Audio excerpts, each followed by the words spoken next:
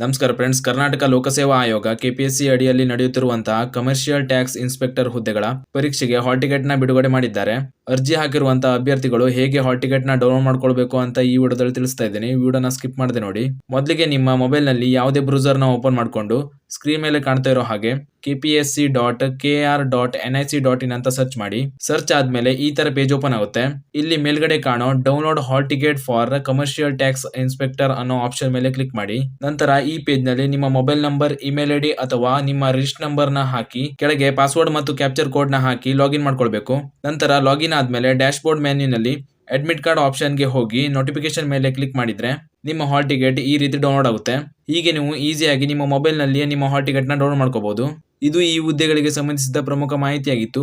ಇದೇ ರೀತಿಯ ಮಾಹಿತಿಗಾಗಿ ನಮ್ಮ ಚಾನಲ್ ನ ಸಬ್ಸ್ಕ್ರೈಬ್ ಮಾಡಿ ಅಂತ ಹೇಳ್ತಾ ಈ ವಿಡಿಯೋನ ಇಲ್ಲಿಗೆ ಮುಗಿಸ್ತಾ ಇದ್ದೀನಿ. ಧನ್ಯವಾದಗಳು.